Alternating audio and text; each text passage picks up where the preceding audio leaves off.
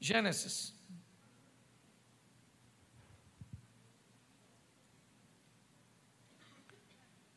Capítulo de número 3.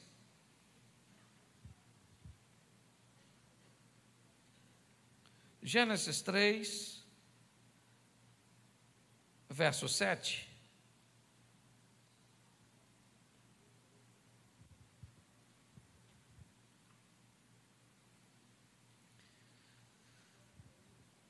Olhe para mim, porque eu quero falar algo com você antes de ler. O tema da minha mensagem hoje é culpado, inocente ou inocentado. Eu quero fazer uma reflexão com vocês hoje de um dos sentimentos mais antigos que o homem teve que provar. Após o pecado, o homem prova o medo.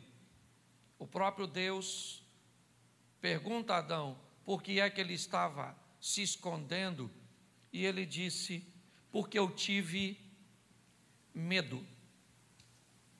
Adão se depara com sentimentos que para ele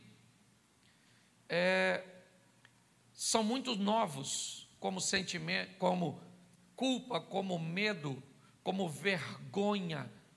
O pecado traz para a vida dele, para a minha e para a sua, um misto de sentimentos que muitas pessoas têm muitas dificuldades. Lidar com culpa, principalmente, de uma forma correta, é o privilégio de poucas pessoas. Pouquíssimas pessoas têm maturidade para gerenciar, para administrar a culpa. Por isso já deu para notar que, primeiro, essa mensagem que eu vou ministrar, ela não é para inocentes, ela é apenas para culpados. O meu propósito hoje é falar com quem tem culpa. Ou seja, essa mensagem que eu vou ministrar, ela é para você usar nas vezes que você for culpado. Nos momentos que você entenda que você tem culpa, seja totalmente ou apenas parcialmente. Porque às vezes nós não somos totalmente culpados de um fato, de um acontecimento, de uma briga, de uma traição, de um assassinato. Se vamos levar isso para o campo da lei, do direito, dos homens ou divinos,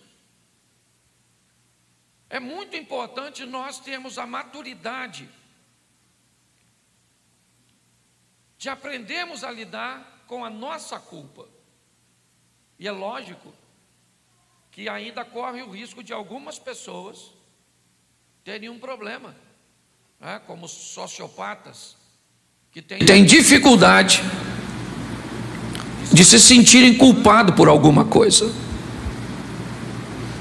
Se você até hoje nunca se sentiu culpado de nada, você sempre achou que a culpa sempre foi da sua esposa, do outro, você está sempre certo, tudo que você faz está sempre pautado numa razão, isso é perigosíssimo. Eu te recomendaria um médico, você corre o sério risco de desenvolver uma sociopatia, porque não cometer erros é impossível, mas não se sentir culpado é possível, só que isso é uma doença. Então eu preciso que você olhe hoje de uma forma madura, porque o meu propósito é ajudar você. Como eu vou lidar com a culpa? E eu acho que é por lidar de forma errada que muitas pessoas acabam tendo problemas. E se você é evangélico, se você é cristão, primeiro, você vai ter que entender que na Bíblia nós vamos tratar de culpa de duas formas. Uma visão do Velho Testamento, onde era olho por olho e dente por dente, onde o culpado era visto de uma forma muito mais enfática, incisiva, e a graça, o período cujo qual nós estamos. Para nós é muito importante nós conhecermos os dois lados. Sabemos como as coisas funcionavam na época de Moisés, na época de Josué, quando Acã esconde. Mas é muito importante nós olharmos para Cristo, para a graça, para a manifestação de Cristo. E é isso que eu quero te mostrar. Primeiro, quando a culpa aparece pela primeira vez, e como é que nós precisamos lidar com ela, porque provavelmente grande parte dos conflitos que nós, na nossa vida, parece um looping, está sempre acontecendo, eu estou sempre voltando ao mesmo erro, provavelmente é um probleminha com a culpa. E aí eu quero ler com você Gênesis 3, 7, diz assim: então foram abertos os olhos de ambos e conheceram que estavam nus, e coseram folhas de figueira e fizeram para si aventais.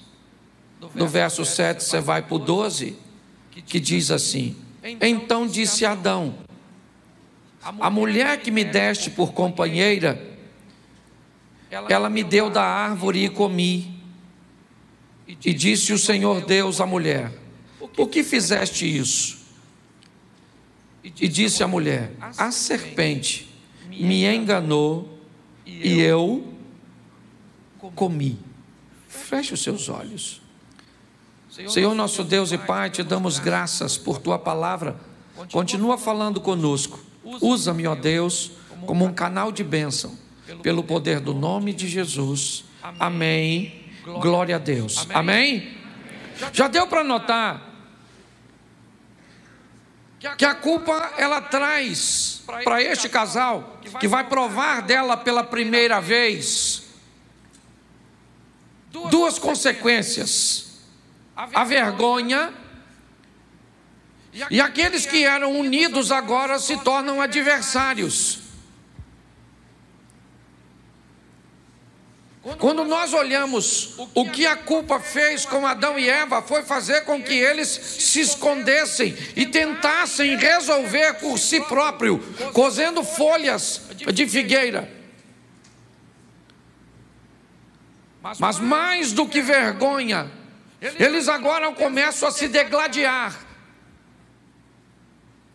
Agora um colocando a culpa no outro, eles não estão entendendo, eles não sabem como lidar com essa emoção. Em todo ambiente onde a culpa está presente, nós vamos ter três personagens: o homem, Satanás e Deus. Quando eu digo homem, eu estou dizendo o ser humano, que pode estar sozinho, pode estar com sua esposa, com seus filhos, que pode estar com seu amigo, com o irmão da igreja. Esse é um personagem. Nós vamos olhar e vamos ver Satanás.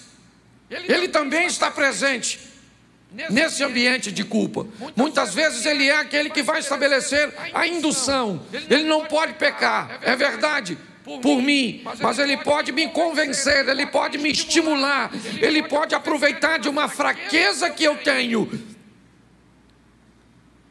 e fazer com que eu cometa um erro.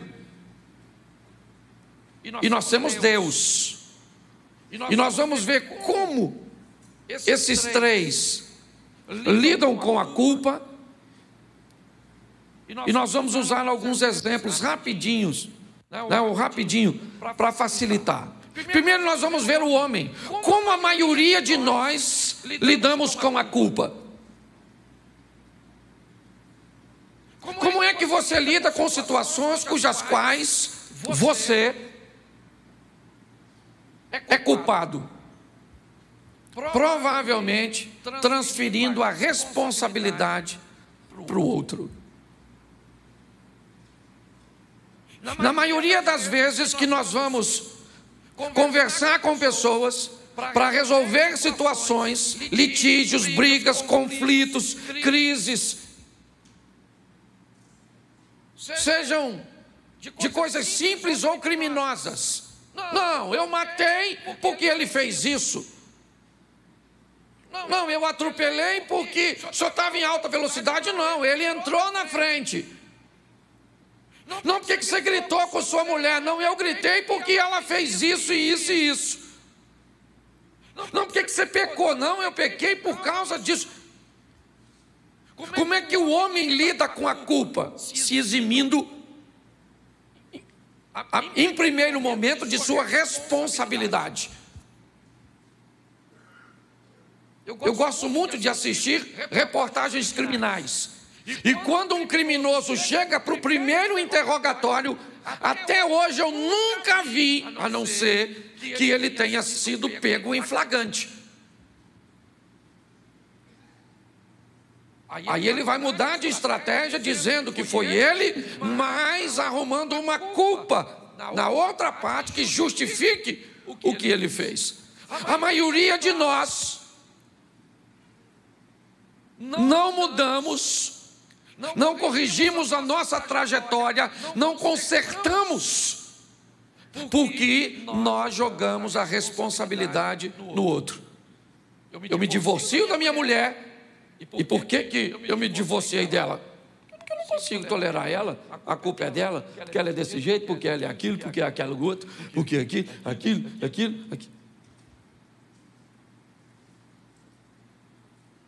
E agora o que eu faço? Eu não tenho culpa nenhuma.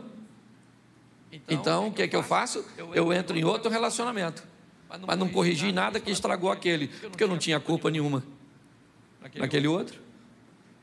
Normalmente o grande problema nosso é que nós temos muita dificuldade de assumirmos a responsabilidade. Então normalmente o ser humano lida com a culpa transferindo responsabilidade. Ela não é sua, não é do seu chefe, ela tem que ser do governo, ela tem que ser do diabo, ela tem que ser de Deus. Isso é desde o princípio. Deus chega para Adão e disse: Adão, por que é que você pecou? Ele falou: para falar a verdade, não fui eu, foi a mulher que o Senhor me deu. Aí Deus vai lá na mulher e falou: e aí, dona Eva, por que você pecou? Ela falou: e eu? Foi uma serpente maluca aí que me deu e eu comi. Me convenceu. E provavelmente a serpente estava lá, mas não devia estar nem o outro bicho passando, nem um mosquitinho. A serpente falaria: é um mosquito. Por quê? Porque a maioria das pessoas querem e faz isso com maestria. Por isso que eu digo na maioria das minhas pregações, quando eu recebo no meu gabinete uma vítima e eu começo a escutar a história dela, lá na frente eu descubro que ela é também a vilã ou o vilão. Então o homem lida transferindo responsabilidade. Como Satanás lida com a culpa? Como é que o diabo faz para lidar com a culpa? Primeiro, ele tenta te convencer de que não há perdão.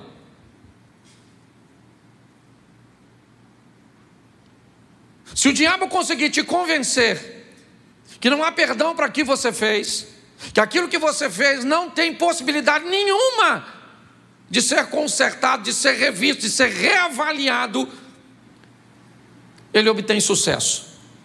O interesse dele é exatamente esse: é fazer com que as pessoas se convençam de que não há perdão pelo que você fez.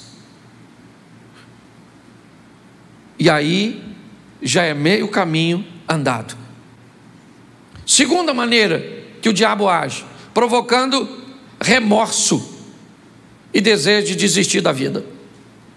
Bom, já que o que eu fiz foi uma fatalidade, já que o que eu fiz não tem conserto, então realmente eu não mereço mais viver, eu tenho que tirar a minha vida. Essa é uma dor tão forte, uma humilhação tão grande, uma vergonha tão grande. Eu envergonhei a igreja, envergonhei minha família, envergonhei meus filhos, eu fiz isso, e agora o que é que eu vou fazer? Eu vou tirar a minha própria vida. É assim que o diabo lida com a culpa,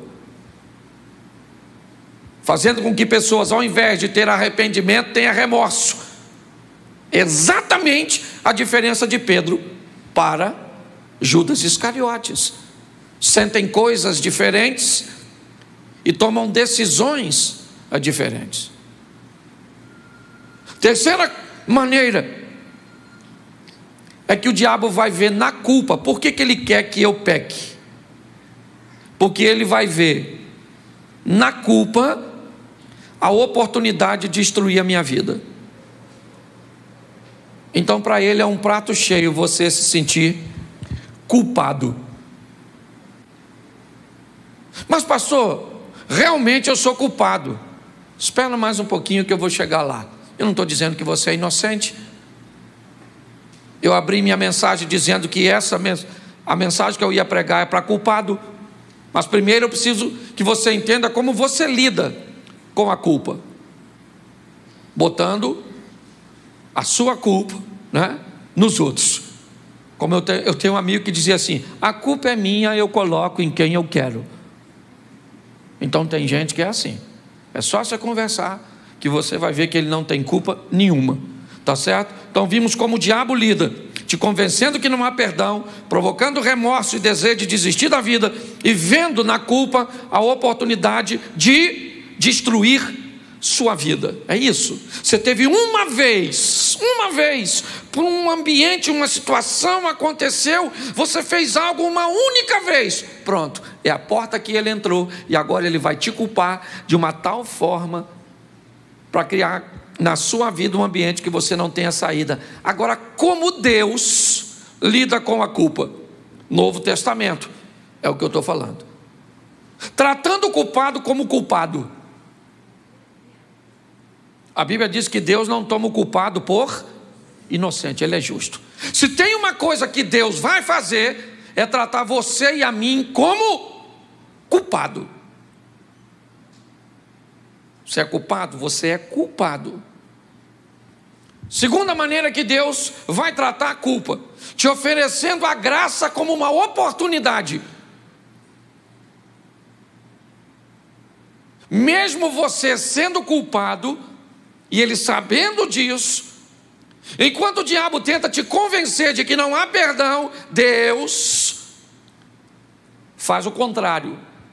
Ele busca fazer você entender através dos hinos, através das mensagens, através dos testemunhos, certo? Através de tantas coisas, ele planeja te oferecer a oportunidade do perdão, de tentar de novo. E como Deus lida com a culpa, te mostrando o arrependimento e a conversão. Enquanto o diabo te leva para o remorso, aquela dor aguda, mas que passa rápido. Por que quem tem remorso faz de novo? Porque o remorso traz consigo uma dor aguda, latente, mas ela é momentânea.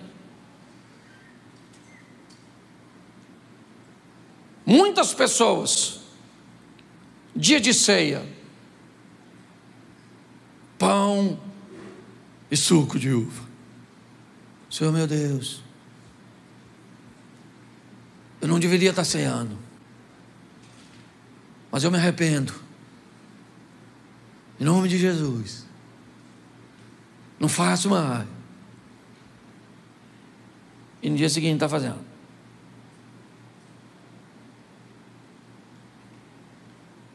Enquanto o arrependimento, ele é mais vagaroso, ele é menos incômodo, é verdade. A dor de quem está se arrependendo e se convertendo, ela não é aguda, não. Ela é mais lenta, ela é mais vagarosa. Ela não busca fazer você prometer coisas que você não pode cumprir, não. Ela conhece suas limitações, sua capacidade, Então a proposta de Deus vai lidar com a culpa, te mostrando que você precisa se arrepender e não ter remorso, se converter e não tirar a sua própria vida, ou achar que para você não tem jeito. Mas se eu estou falando de culpa, eu tenho que separar isso. Primeiro, quando eu sou culpado das leis e valores dos homens ou humanas, e quando eu sou culpado da lei ou dos valores divinos. Pastor, dá para dar exemplo? Dá. Eu fiz questão de fazer isso, porque eu acho que eu estou virando uma chave na minha própria vida no que diz respeito para lidar com culpa, para lidar com a minha postura, a minha mudança, sabe? Bom, a lei humana, como é que eu lido com a lei humana, eu sendo crente ou não? Eu matei alguém. Perante a lei humana, eu sou culpado ou inocente? Eu sou. E perante a lei divina também. Sim ou não? Porque eu matei. A pena, ela vai ser atribuída de acordo com os agravantes. Se eu planejei, se foi passional, se foi vingança, se eu ocultei o cadáver, se eu estava sozinho, se foi com apenas um tiro, se eu sou crente ou não, perante a lei dos homens eu sou culpado e eu tenho que pagar. Sim ou não? Sim. Agora vamos a valores. Não estou falando de lei, dos homens.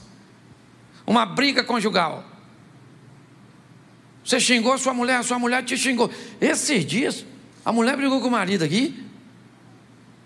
Irmão, a mulher xingou o cara de tudo quanto era homem. Parecia um tiroteio. Grande, cheio de Deus. Só o eterno.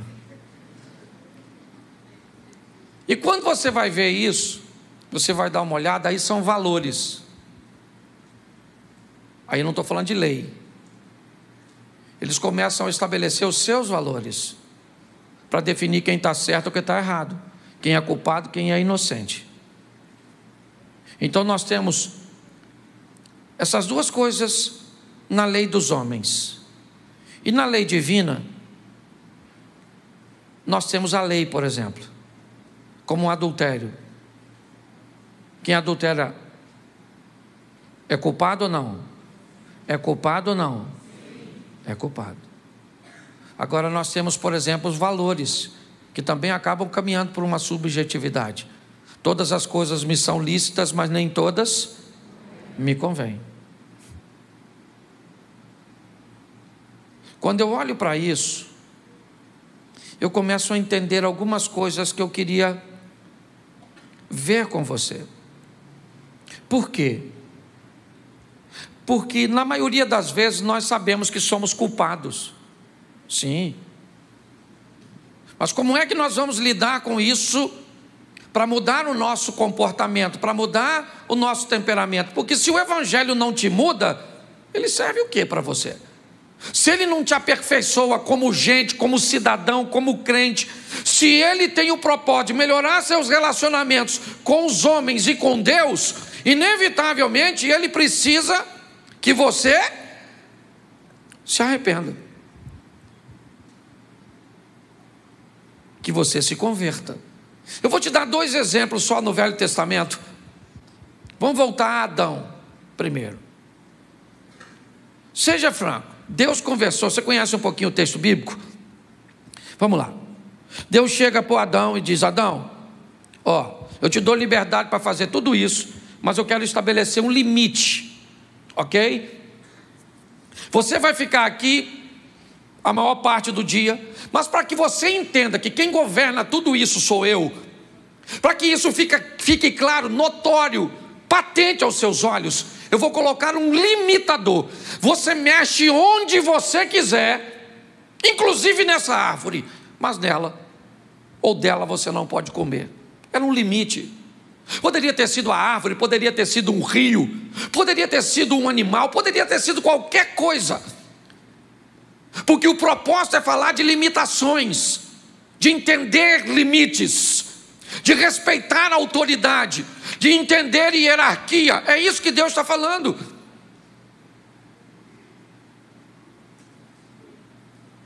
Tudo indica, na primeira narrativa da criação, né?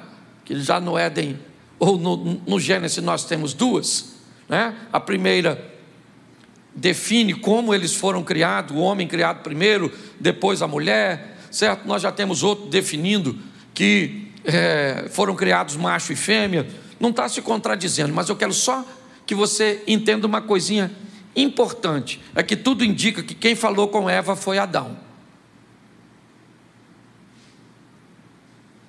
Quando o limite está para ser quebrado, você vê nitidamente que o discurso de Eva está quebrado, está furado, está falhado. Ela não sabe o que está dizendo. A informação que chegou para ela não chegou boa, ou ela não conseguiu entender. Sabe o que é mais incrível? É que ela comeu, e o texto não diz que aconteceu alguma coisa enquanto ela come, porque Deus falou com Adão. Aí, imagina, vamos imaginar aqui, ok? Só para cá, é uma coisa que a gente tem mais facilidade. Vamos imaginar a Eva com aquela maçã suposta, com, não vou fazer propaganda não, a maçãzinha mordida, levando para o Adão. Eu imagino o choque do Adão. A fruta, a marca da boca da Eva, e pior, a Eva está viva. Ela fala: aí Adão, comi. Se tu é o Adão, tu faz o quê? Seja franco. Aí Eva, estou com fome não. Não comi uma banana ali agora? Não. Comeu, não morreu, né? Beleza. Deus vai chegar aqui de tarde, finalzinho da tarde.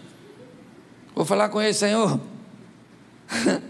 essa mulher que o Senhor me deu é mais perigosa, tem mais veneno que a fruta. Você está rindo, mas é sério. Ele é culpado, mas ele é muito culpado, sim ou não? Mas ele é muito, eu gosto disso, muito culpado. Mas ele vai lidar com Deus diretamente. Seja no Velho Testamento ou no Novo, quando você lida com Deus diretamente, Deus olha seu coração. E na presença de Deus, Davi disse isso algo de uma forma tremenda: é melhor estar nas mãos de Deus do que na dos homens. Eu não sei o que você fez, e provavelmente você é culpado, porque nós somos. É que a gente costuma botar: quem tem culpa do seu casamento tem uns problemas, você ou sua mulher? Não vem com essa de falar os dois não, porque os dois você fala aqui. Quando o bicho está pegando é você, sua mãe, seu pai, isso, você puxou, seu irmão igual a você, sua avó, já conhece a história, você... O diabo usa você, e você não usa. Nossa, nem para o diabo usar você serve. Você está rindo, mas é sério.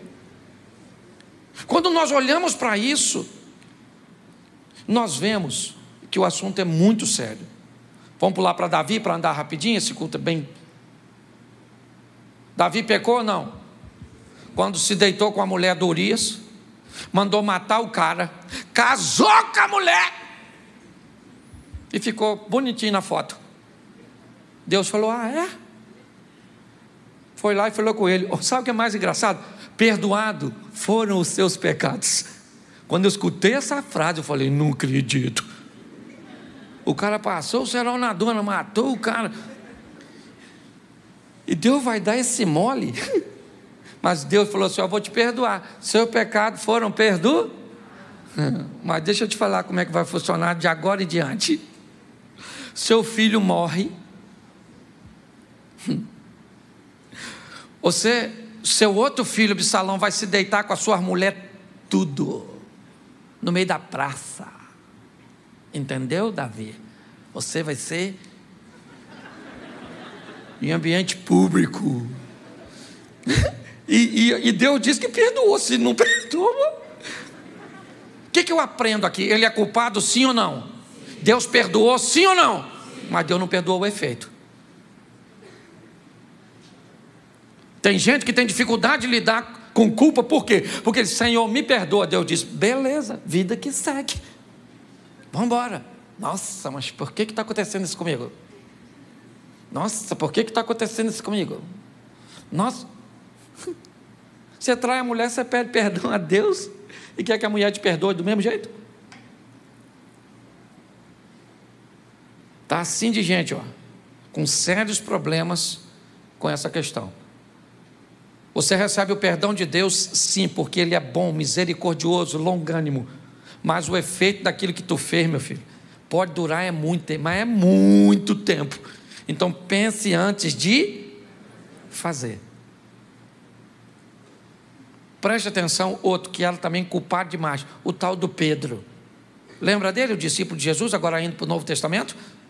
Lembra quando Jesus falou que ia morrer, o que ele falou? Eu morro com o Senhor não sabe de nada. Esses discípulos aí, ó, tudo esquisitinho, eles fogem, mas eu morro contigo. Jesus falou, Pedro, para, Pedro. Pedro falou, eu morro. Jesus falou assim, ó, antes do galo cantar, você me nega 3 vezes. Ele pensou, nego. Negou ou não negou? Negou ou não negou? É culpado ou não? É culpado ou não? Mas se arrependeu? Sim. Então teve outra oportunidade. Você acha que o diabo tentou atacar Pedro?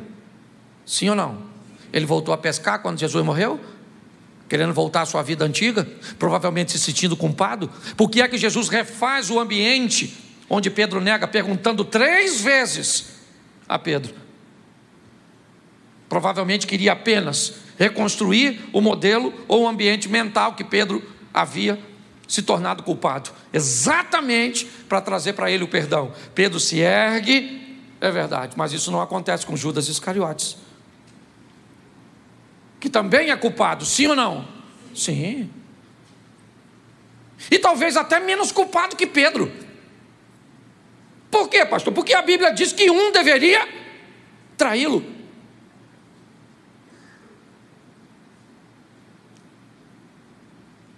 Quando Judas nega, inevitavelmente, ele está fazendo, ou quando ele trai, ele está fazendo se cumprir uma profecia, que dizia que ia ter um que ia trair.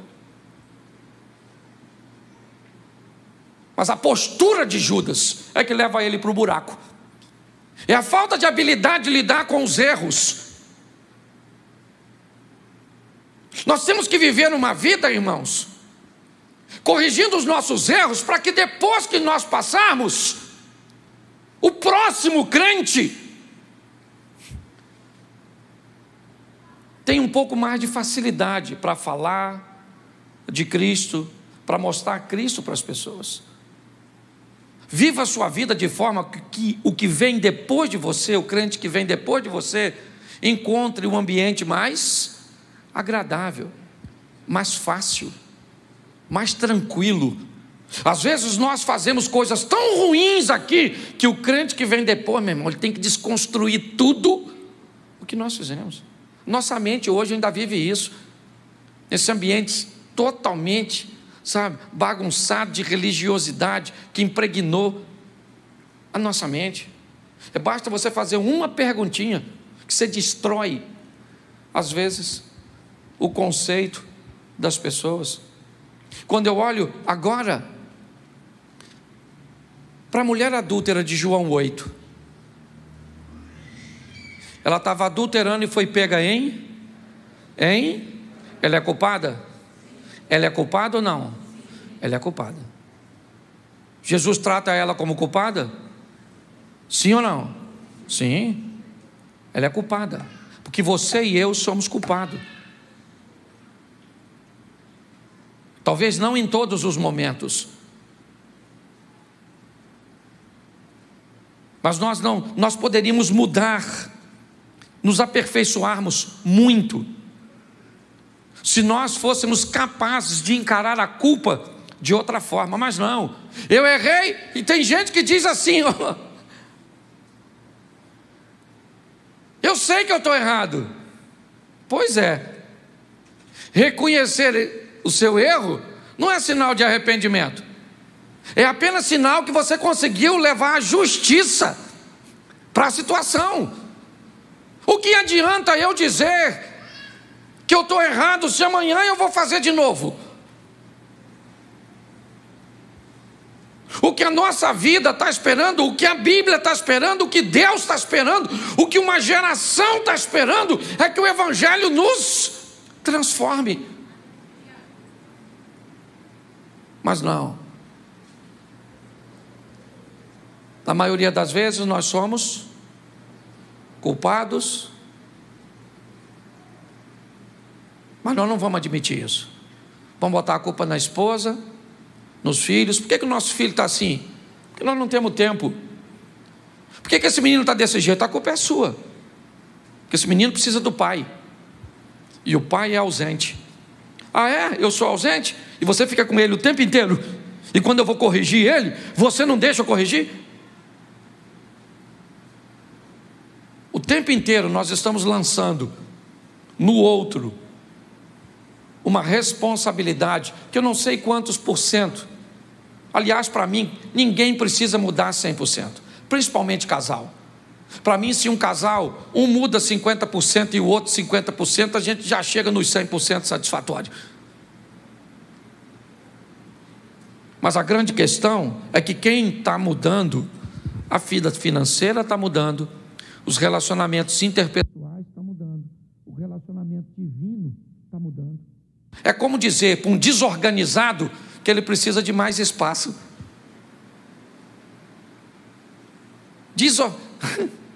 Dá um quarto para um desorganizado, ele bagunça o quê? Um quarto. Dá uma cidade para um desorganizado, ele bagunça o quê? Isso, porque o problema não é o espaço, é a desorganização. Tem gente que é organizado com a caixa de papelão. Você chega lá, as roupinhas, tudo assim, ó. Tem gente que tem um closet. Você chega lá, meu Deus, o mundo se perdeu aqui dentro. A nossa vida está buscando o momento em que nós vamos tomar a decisão de mudança. E eu tenho aprendido, né? Não sei se eu consegui transmitir para vocês aqui, porque falou demais no meu coração.